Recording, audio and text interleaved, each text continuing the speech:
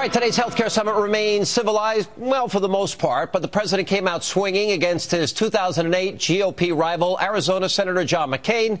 Now, take a look at this testy exchange that occurred between the two of them. Let me just make this point, John, because we're not campaigning anymore. The election's over. I'm reminded of that every day. Well, my concern is that if we do that, then we're essentially back on Fox News or MSNBC on the split screen just arguing back and forth. Could I just say, Mr. President, the American people care about what we did and how we did it. Well, and I think we ought, and it's a subject that I think we should discuss. Thank you. They absolutely do care about it, John. And I think that the way you characterized it obviously would get some strong objections from the other side. And joining me now with reaction to that and with his take on how things went down at the meeting today is the man, Senator John McCain. Senator, welcome back. Thank you, Sean. All right, we didn't show the lead up to that because I want to ask you. You brought up the Cornhusker kickback. You brought up the Louisiana purchase. You brought up that it wasn't on C-SPAN. You dealt with a lot of process. He never fully addressed your issues. What was your impression of his reaction?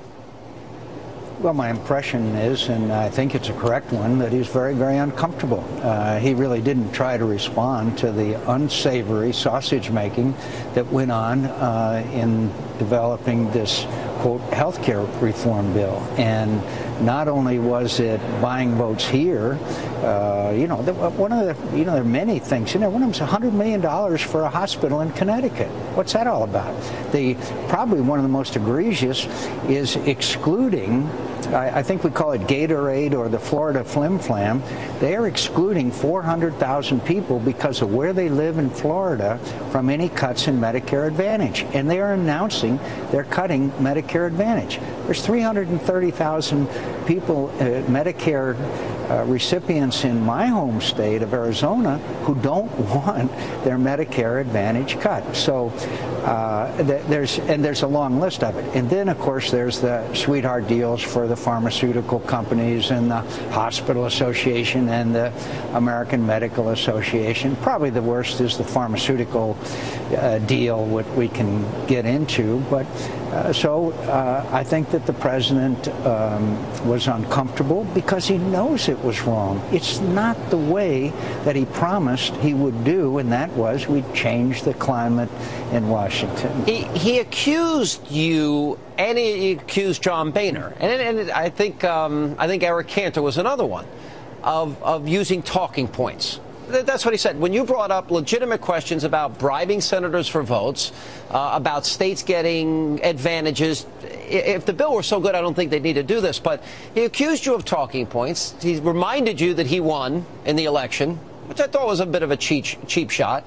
He interrupted you by my count 3, 4, 5 times when you were speaking here, and he seemed impatient with you. Did you feel that being in the room with him? I felt that he wanted to get off the subject as quickly as possible because it's not defensible, Sean. And in Arizona, I've been having town hall meetings for the last year all over my state ever since, as he reminded me, I lost. And people are as angry about the process as they are about the product. I mean, they are outraged that just because of the influence of an individual or a vote that needs to be bought, that there should be these kinds of backroom deals going on, which, again, the American people were promised that we weren't going to do that anymore. I mentioned the president, probably wasn't happy to hear it, that 8 times during the campaign he said, on health care reform, he said, I'm going to have the C-SPAN cameras in the room so the American people will know, yada, yada, yada. Yeah, well, it was that, and Lamar Alexander, as I mentioned earlier when we just had your running mate on, Lamar Alexander brought up a lot of good points in the course of all of this, not the least of which is the issue of reconciliation. Now, he read the quotes that Harry Reid and then Senator Obama had used on the issue of reconciliation, and he wouldn't answer directly if he'll take that off the table. They were saying it's unconstitutional, it's arrogant. Now, is it acceptable? What do you think the consequences are if they use that process? Well, as you know, later on in a conversation, I brought that up again because I had back some years ago, when we Republicans were in the majority, resisted the so-called nuclear option, which was that would only require 51 votes to confirm judges, which I felt would have been on the path to destroying the 60-vote procedure in the Senate. And so I brought it up, and basically his answer was, well, the people want to vote. That was really the most disturbing part of this meeting today. Even Robert Byrd said this would be outrageous.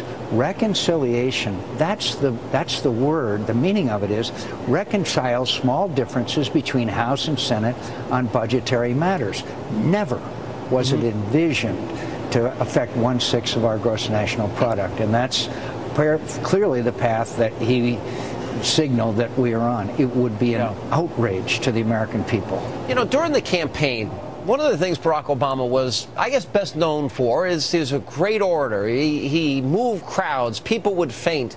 You watched all of this as you were going through the campaign. I find it very interesting because he's given so many speeches, so many town halls, so many pitches for health care. It seems every time he speaks on the topic, he loses ground. Not to use the term reconcile a lot. How do you reconcile those two? I think the American people are figuring it out. I think the American people are always smarter than a lot of people give them credit for. They know what this is about. They know that it's a budgetary gimmick. It's going to end up costing them $2.5 trillion. They know that the states can't afford Medicaid expansion like this, and they're very smart, and they're very resistant to the government intervening in this massive fashion in their health care and getting between them and their physician. All right, Senator, always good to see you. Thank you for being with us. Thank you, Sean.